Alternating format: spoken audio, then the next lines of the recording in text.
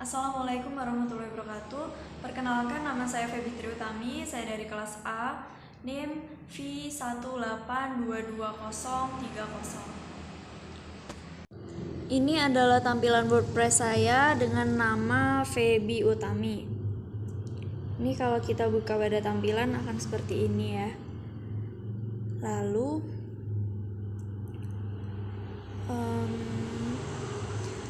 saya juga sudah posting beberapa postingan di sini. Kita bisa lihat pada postingan.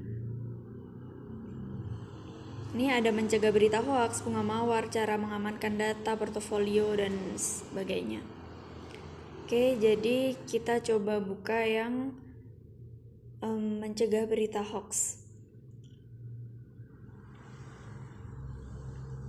Mencegah berita hoaks. Ada 5 langkah sederhana yang bisa membantu kita dalam mencegah berita hoaks. Oke. Yang pertama, Anda hati-hati dengan judul provokatif. Berita hoaks seringkali menggunakan judul sensasional yang provokatif, misalnya dengan langsung menudingkan jari ke pihak tertentu. Isinya pun dapat diambil dari berita media resmi, hanya saja diubah-ubah agar menimbulkan persepsi yang sesuai dengan yang dikehendaki sang pembuat hoaks tersebut. Yang kedua, cermati alamat situs untuk informasi yang diperoleh dari website atau mencantumkan link. Cermatilah URL situs yang dimaksud. Apabila berasal dari situs yang belum terverifikasi dengan institusi pers resminya, misalnya menggunakan domain blog, maka informasinya bisa dibilang meragukan. Lalu sebentar.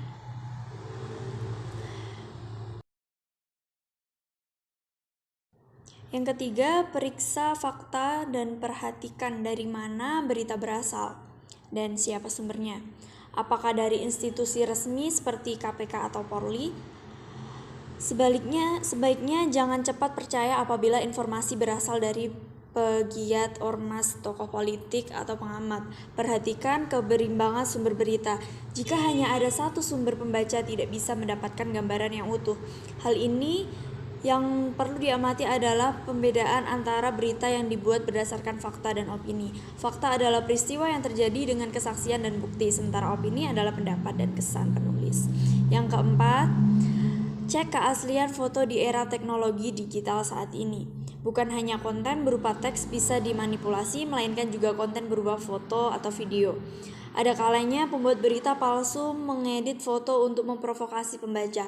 Cara untuk mengecek keaslian foto yaitu ada menggunakan Google Image.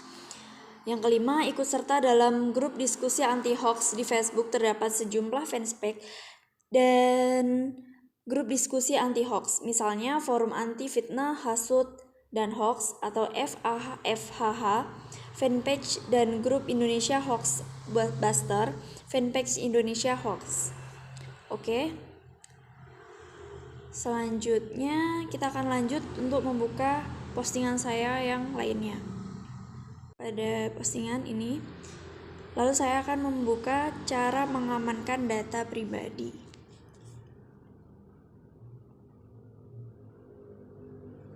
Oke, cara mengamankan data pribadi. Yang pertama, gunakan password yang kuat. Hal pertama dan utama yang sering diabaikan adalah password.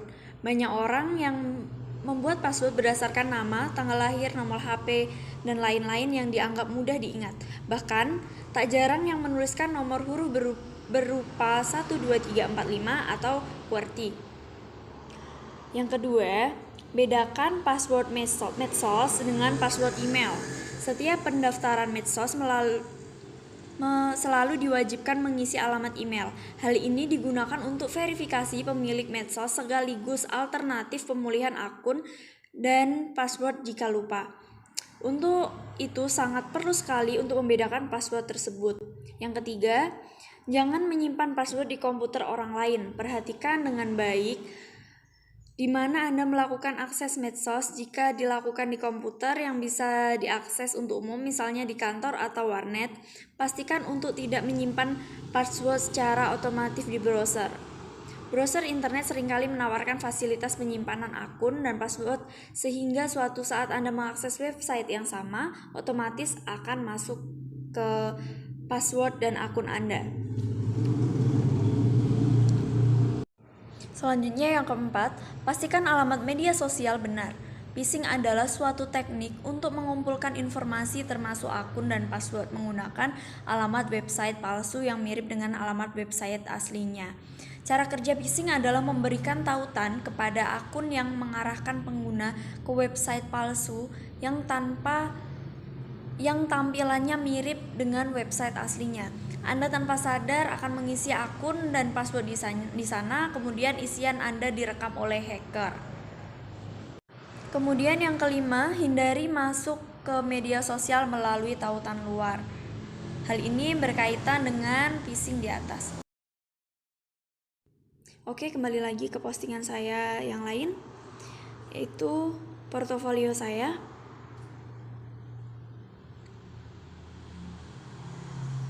Di sini berisi data-data saya, ada nama, alamat. Nama saya Feby Triutami, alamat saya Karnisima Boyolali, ada alamat email juga, febytriutami2018@staden.ac.id. Ada nomor saya juga.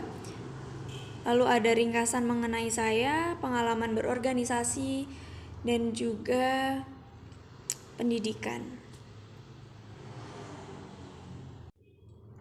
Selanjutnya, kita akan kembali ke cara membuat page itu seperti apa sih, gitu ya.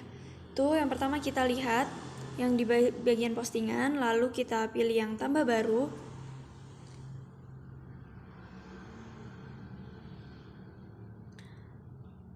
Lalu akan muncul seperti ini.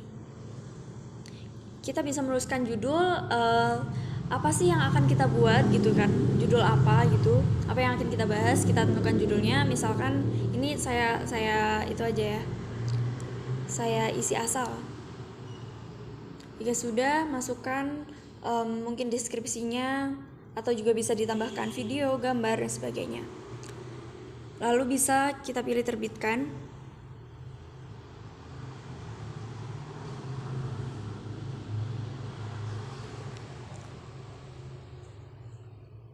Dan sudah diterbitkan. Lalu cara untuk membuat menu. Kita scroll, kita pilih bagian tampilan. Lalu ada menu, pilih menu. Nah, ada 2 kolom. Ini struktur menu yang sudah saya buat sebelumnya. Ada yang tadi postingan saya mencegah berita hoax, bunga mawar, dan sebagainya. Kita juga bisa membuat menu berikutnya. Ini Anda tambahkan item menu. Pilih di sini lalu diisi sesuai dengan apa yang akan kita letakkan pada menu kita tersebut. Sekian dari saya. Terima kasih. Mohon maaf bila ada kesalahan kata. Wassalamualaikum warahmatullahi wabarakatuh.